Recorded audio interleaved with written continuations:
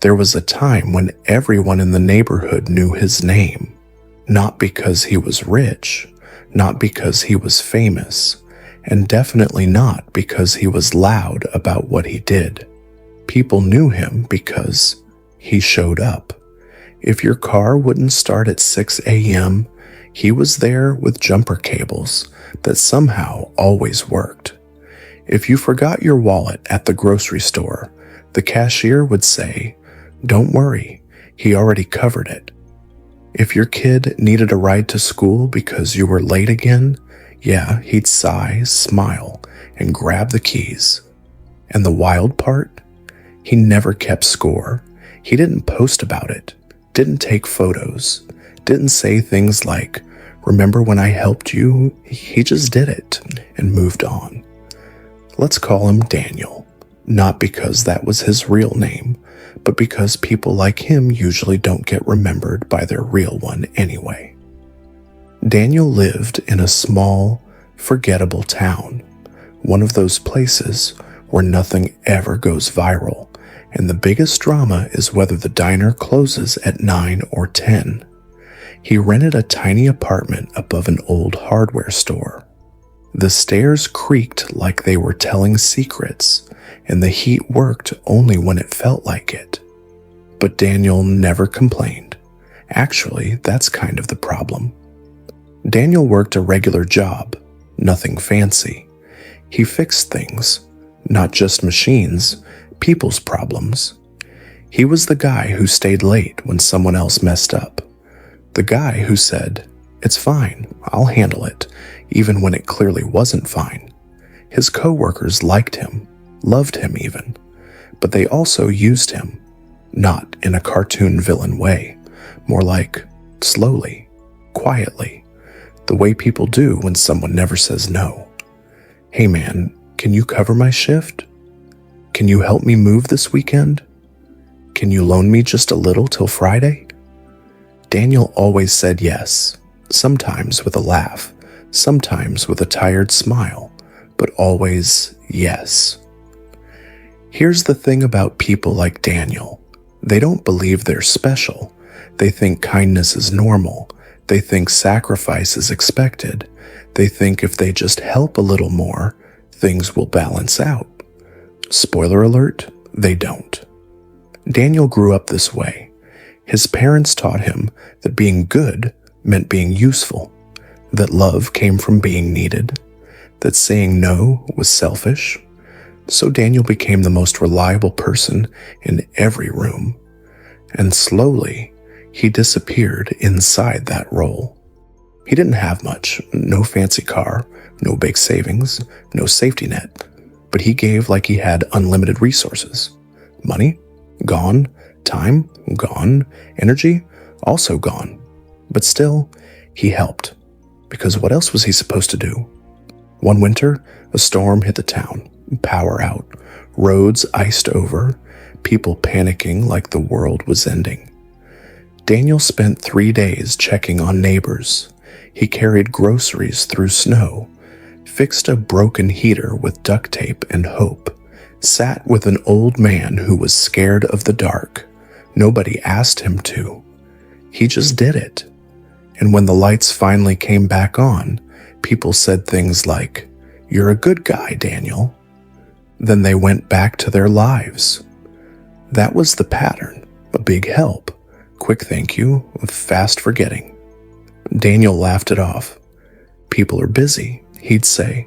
"It's no big deal. I don't need anything back." But the truth? He needed something. Not money, not praise, just to matter. There were nights when Daniel sat alone in his apartment, eating cold leftovers, scrolling through his phone. He'd see photos of people he helped, vacations, new cars, smiling families, and he'd think, good for them. Then he'd look around his place, quiet, empty, still. Daniel wasn't sad all the time, but he was tired in a way sleep doesn't fix. One evening, his phone rang. A friend, well, someone who used to call a lot. "Hey man," the voice said, cheerful as ever. I know it's last minute, but I'm in a bind." Daniel already knew how the sentence would end, and still he said, "Yeah, what's up?" This is how it always starts, not with tragedy, not with betrayal, but with one more yes. What Daniel didn't know, what no one knew, was that this was the beginning of the end, not a dramatic end, not a movie-style collapse, but the quiet kind, the kind where a person gives so much of themselves that one day there's nothing left to give. And when that day comes, the world doesn't stop. It doesn't clap. It doesn't notice.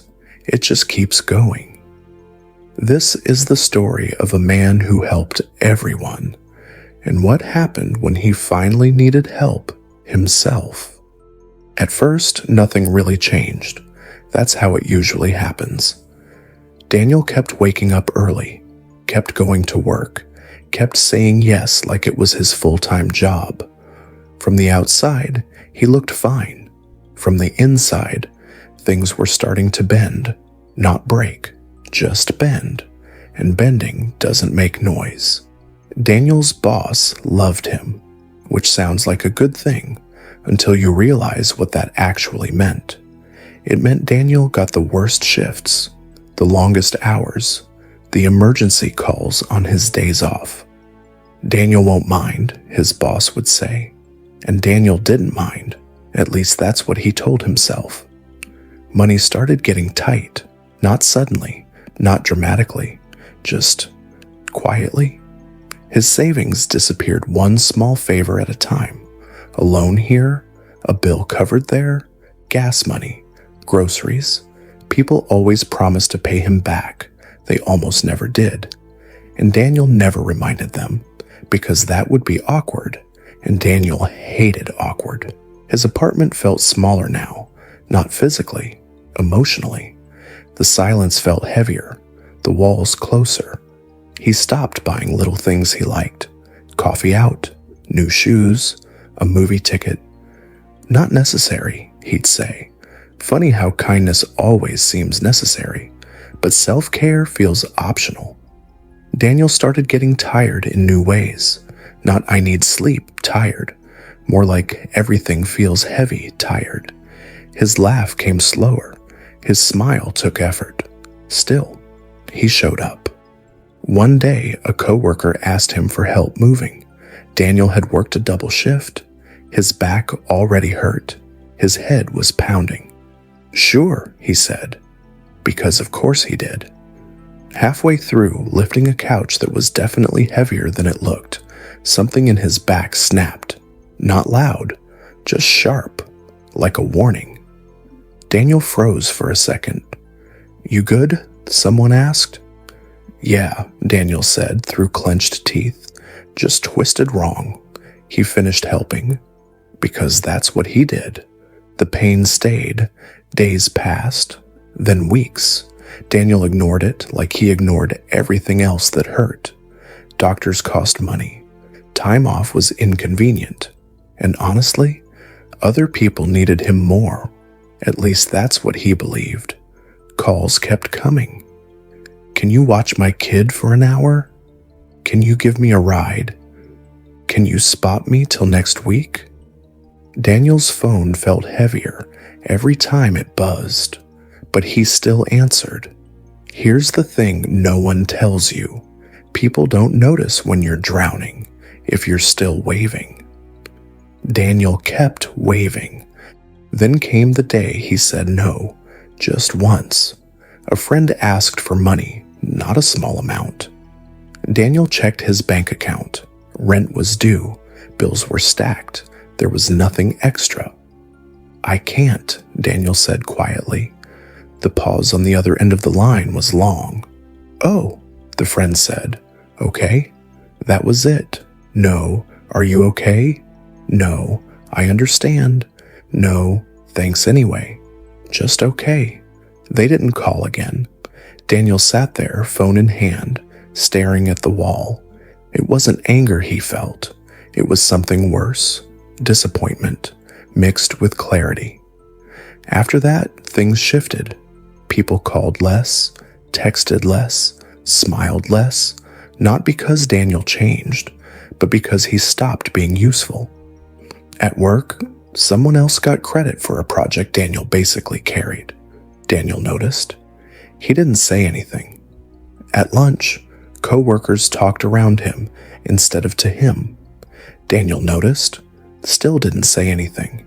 He was used to being invisible. As long as he was helpful, now he was just invisible. The back pain got worse. Standing too long hurt. Sitting too long hurt. But Daniel kept working, because missing work meant falling behind, and falling behind meant failing. One night, Daniel slipped on the stairs to his apartment. Nothing dramatic, just a bad step. He landed hard. Lying there, staring at the ceiling above the stairwell, he laughed. A short, broken laugh. "Of course," he said out loud. It took him a while to stand up. No one came to check. No one heard. The building was quiet. Inside his apartment, Daniel sat on the floor instead of the couch. The couch felt too far away. His phone buzzed. A message. "Hey man, sorry to bother you so late, but..." Daniel didn't open it. For the first time, he didn't answer. Guilt hit him immediately. Heavy. Sharp. Like he'd done something wrong. Helping was his identity. Without it, who was he? Daniel started skipping meals. Not intentionally. He just forgot. Food cost money. Energy cost energy. Sleep came in short pieces. His mind wouldn't shut up. He replayed moments. So every yes, every favor, every time he put someone else first. He wondered where all that goodness went, because it didn't come back to him. Here's the cruel joke. Daniel didn't want rewards. He just wanted someone to notice, to say, "Hey, you don't have to do everything," to ask, "Who's helping you?" No one did. One morning, Daniel didn't get out of bed, not because he couldn't, because he didn't see the point. He stared at the ceiling, listening to the city wake up without him. Cars, voices, life moving on. Eventually, he stood up, put on his clothes, went to work, because that's what reliable people do, even when they're falling apart. What Daniel didn't realize yet was that this was no longer just exhaustion. It was erosion, years of giving, wearing him down to nothing. And when the final piece breaks, it never breaks loudly. It breaks alone. The day no one showed up. The collapse didn't happen all at once. No dramatic music, no big argument, no screaming, just a regular Tuesday. The kind of Tuesday that feels harmless until it ruins your life. Daniel woke up late. That alone should have been a warning. He was never late, ever.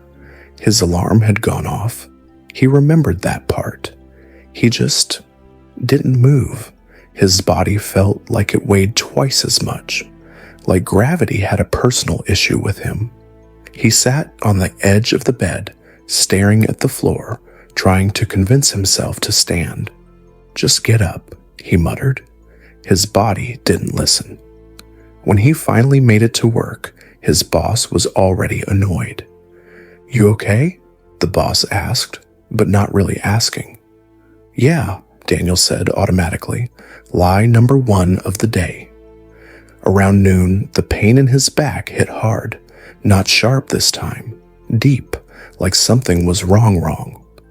Daniel leaned against a wall, breathing slow.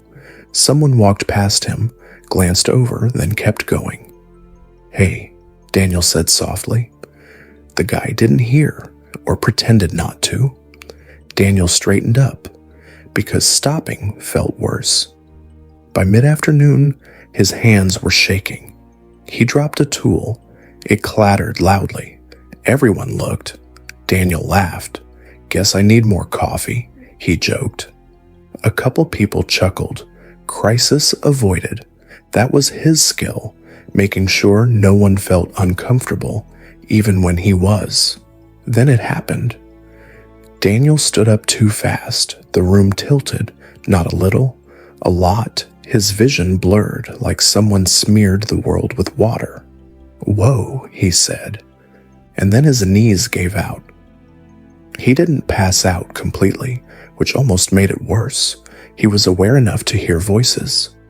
Did he trip? Is he okay? Someone should call someone. Daniel lay on the floor, staring at the ceiling lights. They buzzed softly, annoyingly calm. "I'm fine," he tried to say. It came out weak. Someone helped him sit up. Another handed him water. They waited. That's it. They waited. After a minute, his boss sighed. "Can you finish the shift?" Daniel looked up. This was it. The moment.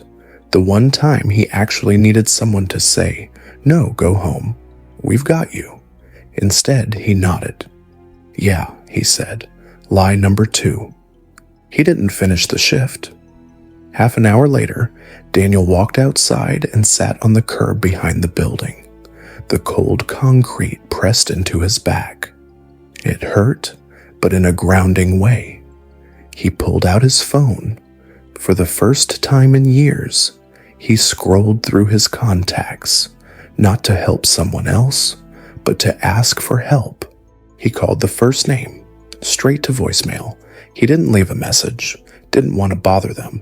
Second call, rang, then stopped. Text message popped up instead.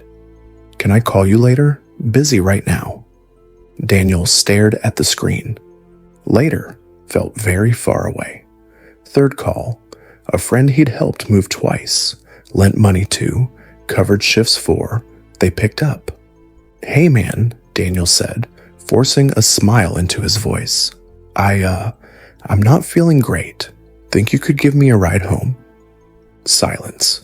Then, "Oh wow, today's really bad. I've got stuff going on." Daniel nodded, even though the other person couldn't see him.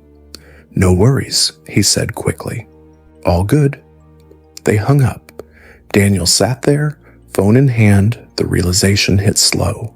Not dramatic, just heavy. No one was coming. He laughed, a quiet laugh this time. "Of course," he whispered. Daniel eventually called a cab, spent money he didn't really have. When he got home, he didn't turn on the lights. He dropped his keys, shoes still on, and sat on the floor with his back against the door. That's when the tears came. Not sobbing, not loud, just steady, like his body finally gave up pretending. He cried for the time he helped when he was exhausted, for the money he never got back, for the nights alone, for the phone that stayed silent. Mostly, he cried because he finally understood. Daniel mattered only as long as he was useful, and once he wasn't, the world moved on without even slowing down. The next few days blurred together. He called out sick. No one checked on him. A coworker texted once, "Hey, can you cover next week if you're better?" Daniel didn't reply. His fridge was almost empty. He ate toast, then nothing. The pain in his back made sleeping hard. The silence made everything worse. At night, he stared at the ceiling and replayed his life like a bad highlight reel. Every time he chose others over himself. Every time he thought, "This will come back around." It didn't. Here's the part no one likes to talk about. Being kind doesn't protect you from being alone. Sometimes, it makes it easier for people to leave. On one afternoon, Daniel walked to the corner store. Slow, careful. At the counter, the cashier smiled. "Hey, haven't seen you in a bit." Daniel smiled back. Yeah, he said. "Been busy." Another lie. As he turned to leave, the cashier added, "You always help everyone. Don't forget to take care of yourself, okay?" Daniel froze. Just for a second. He nodded. "I will." He didn't believe it yet, but it was the first time someone had said it out loud. That night, Daniel sat on his couch and did something new. He didn't scroll. He didn't distract himself. He sat with the truth. It hurt, but it was honest. He wasn't invisible. He was exhausted, and he had spent his whole life proving his worth to people who never planned to return it. Daniel didn't know what came next.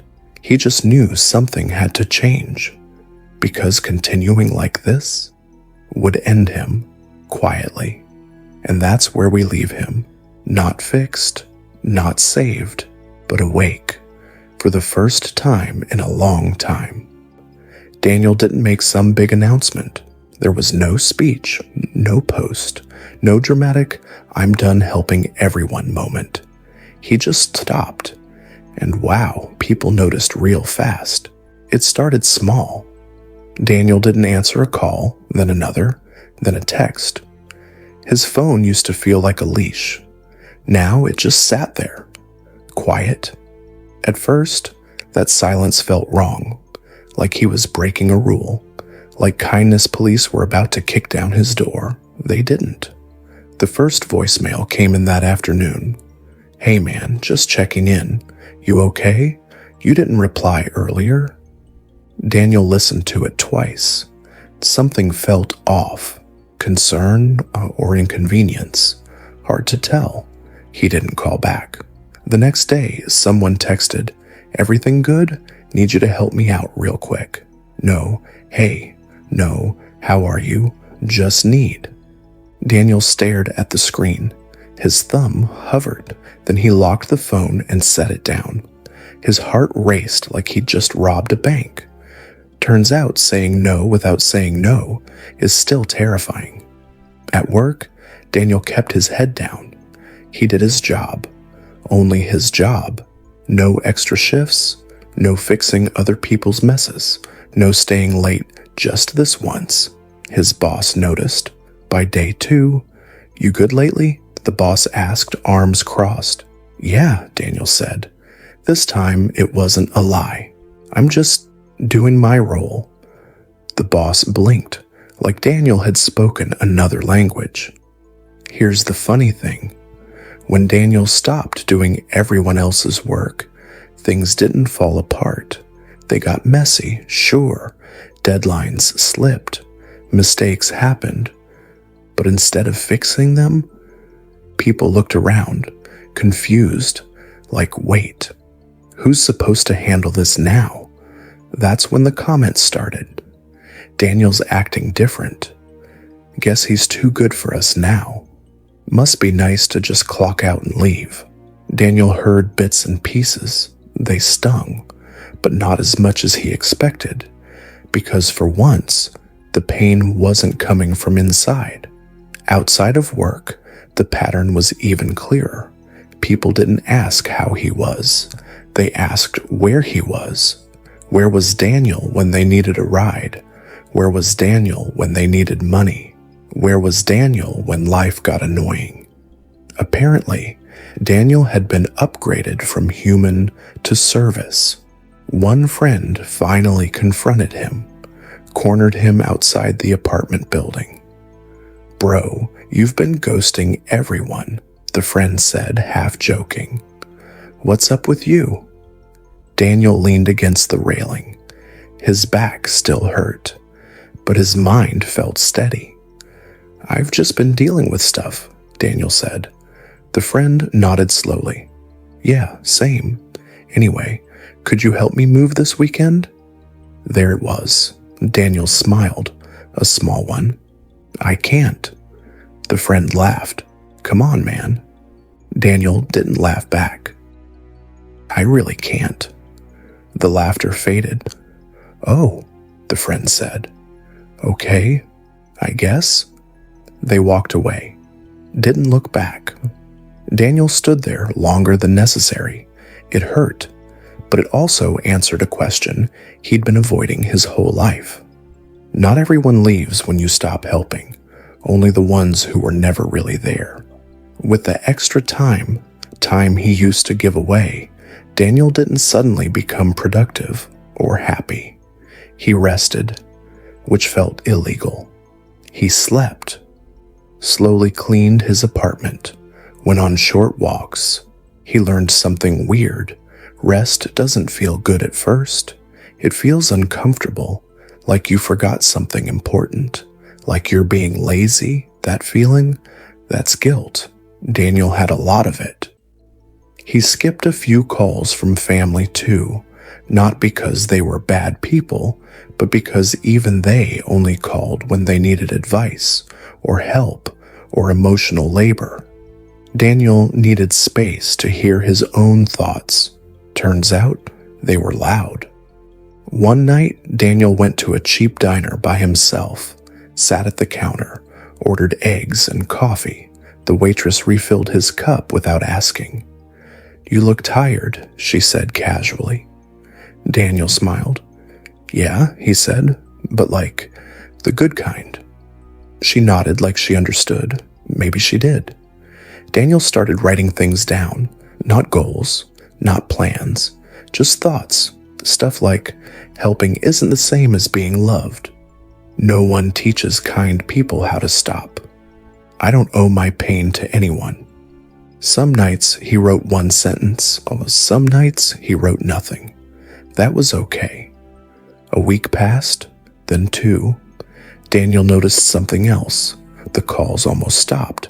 Not slowed, stopped. The silence changed again. It wasn't heavy now. It was honest. And in that quiet, Daniel realized something scary. If he disappeared tomorrow, most people wouldn't miss him. They'd miss what he did. That thought hurt, but it also freed him. At work, the boss pulled him aside again. "You've been less flexible," the boss said. Daniel waited. "We might need someone more team-oriented."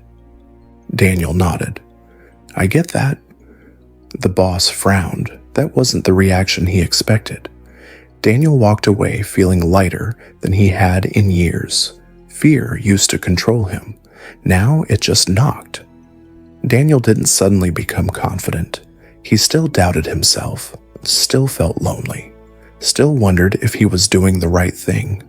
But for the first time, his energy wasn't leaking out of him nonstop.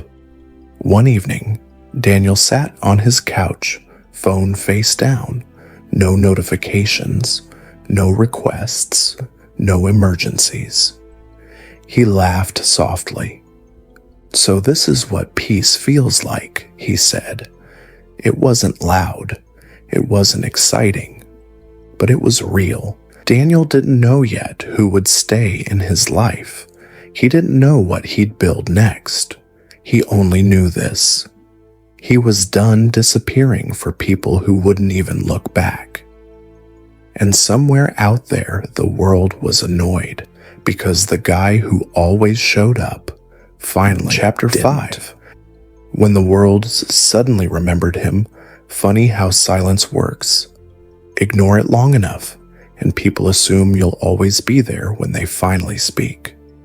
Daniel had been quiet for weeks now. No favors, no fixing, no saving the day. And that's when the messages came back. It started friendly, too friendly. "Hey stranger, long time no talk. Hope you're doing well. Miss you, man. Brew, where you been?" Daniel read them without replying. He wasn't mad. He was curious, because not one of them asked why he disappeared, just where. One afternoon, his phone rang. A familiar name, someone he used to help all the time. Rides, money, advice, you name it. Daniel almost didn't answer. Almost. "Hey," he said. There was excitement on the other end, like they'd just found a lost remote. "Dude, there you are. Thought you fell off the planet?" Daniel smiled lightly. "Something like that?" A pause, then without missing a beat. "So listen, I'm in a bit of a situation." Daniel closed his eyes. There it was. "Hey," Daniel said calmly, cutting in. "I can't help with that." Silence, then an awkward laugh. "Wow, okay, didn't expect that." Daniel leaned back against the couch. "Yeah," he said, Neither did I the first 100 times I said yes. Another pause, this one longer. Well, the voice said, colder now. I thought we were friends. Daniel opened his eyes. We were, he said, when I was useful. The line went dead. Daniel sat there, phone still against his ear. His heart was racing, but not from fear, from relief. Word spread fast. It always does. People talked. Daniel's changed. Guess he thinks he's better than everyone now. He used to be such a nice guy. Nice. That word again. Daniel used to think nice was a compliment. Now it sounded like a warning label. At work, things got tense. Tasks Daniel used to quietly handle were now bouncing around like hot potatoes. Meetings got longer. Mistakes got louder. And suddenly, Daniel was getting invited to conversations he'd never been included in before. Hey Daniel, quick question. Can you help us understand how this works? Why didn't anyone know this? Daniel answered. Once, then twice. Then he stopped. I already explained that last week, he said evenly. People stared, not angry, uncomfortable. They weren't used to Daniel having boundaries. His boss called him in, again. Look, the boss said, sighing. People are saying you're not as supportive anymore. Daniel nodded. I am, he said, just not at my own expense. The boss frowned like Daniel had insulted math. That's not really how teams work. Daniel didn't argue. He just said, then maybe the team relied on one person too much. That ended the meeting. Outside of work, the reactions were sharper. One person had sent a long message, pages of text. It started with, I don't know what happened to you, and ended with, you've really changed. Daniel read it twice, then replied with one line. I hope so. He didn't get a response. Here's the thing about setting boundaries. People who benefited from you having none take it personally. They act like you betrayed them. But what you really betrayed was their access. Daniel started noticing something else too. The people who stayed quiet, they stayed gone. The people who pushed back hardest, those were the ones who lost the most. One evening, Daniel ran into an older neighbor in the hallway, someone he'd helped a few times. Groceries, heavy boxes, simple stuff. You okay, kid? The neighbor asked. Daniel hesitated, then nodded. Yeah, I think I am. The neighbor smiled. Good. You don't gotta carry the whole building, you know. Daniel laughed. Yeah, he said. I'm learning that. The neighbor patted his shoulder and went inside. That moment stuck with Daniel longer than any argument. Not everyone reacted badly. One person, just one, actually noticed. A coworker Daniel barely talked to. They sat next to him at lunch. Hey, they said, I just wanted to say, I'm glad you're taking care of yourself. Daniel blinked. Thanks, he said, surprised. They shrugged. You always took care of everyone else. That was it. No favor request, no guilt, just recognition. Daniel almost teared up over a sandwich. The world didn't completely forget him. It just forgot the version of him that existed to serve. And honestly, that version needed to stay gone. Some nights, doubt still crept in. Daniel would lie in bed and think, was I too harsh? Was I selfish? Did I push people away? But then he'd remember sitting on that curb, calling people, waiting, and the doubt would quiet down. One weekend, Daniel did something wild. He didn't answer his phone at all. He went to a park, sat on a bench, watched kids play and dogs lose their minds over tennis balls. No one needed him. The world didn't collapse. That felt powerful. Daniel realized something important. Being needed feels good. Being valued feels better. And those two things are not the same. By the end of the month, his life looked smaller.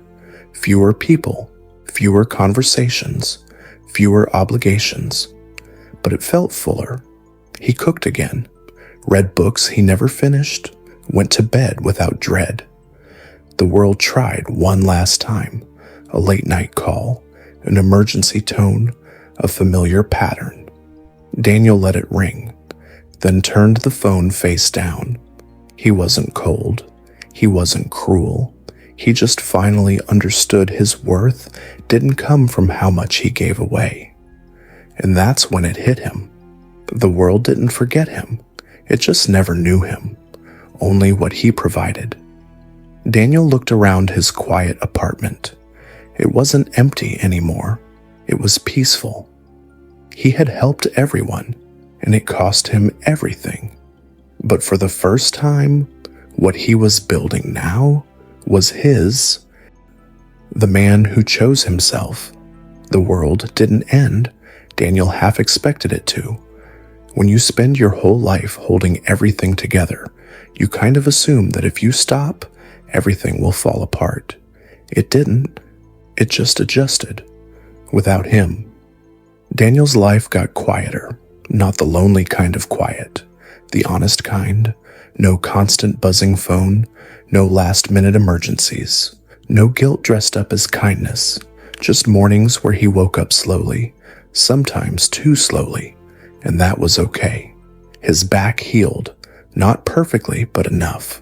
Rest did what years of pushing through never did. Funny how that works.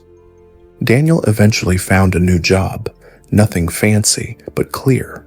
Clear hours, clear expectations, clear boundaries. When the clock hit the end of the day, he left. No apologies, no explanations. The first time he did that, he sat in his car and laughed, out loud, like, wait, that's it? I can just go home? Apparently, yes. He didn't suddenly become popular. He didn't build some big social circle. In fact, his circle got very small. A couple coworkers, the diner waitress who knew his order, the neighbor who nodded in the hallway, and himself. That one took the longest. Daniel started doing things with no purpose, no productivity, no usefulness. He took walks without tracking steps, watched dumb shows, cooked meals just because. At first, his brain kept asking, what's the point? Then one day, it stopped asking. Here's something no one warns you about. When you stop being useful, you find out who actually likes you. And sometimes, that list is shorter than you hoped. Daniel grieved that. He really did. Some nights still hurt, but it hurt cleaner. Months passed. Seasons changed. One evening, Daniel ran into someone from his old life at the grocery store. They looked surprised. Wow, haven't seen you in forever, they said. You doing okay? Daniel smiled. I am.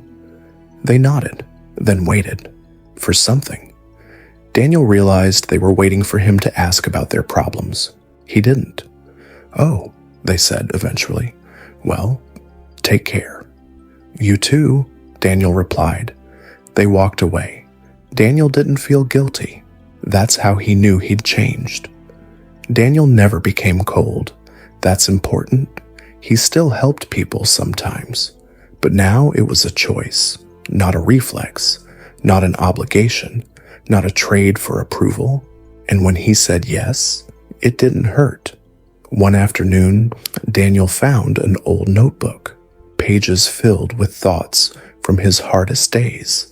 Lines like, I don't know who I am without helping. I feel invisible. I'm tired of being needed. He read them slowly, then closed the notebook.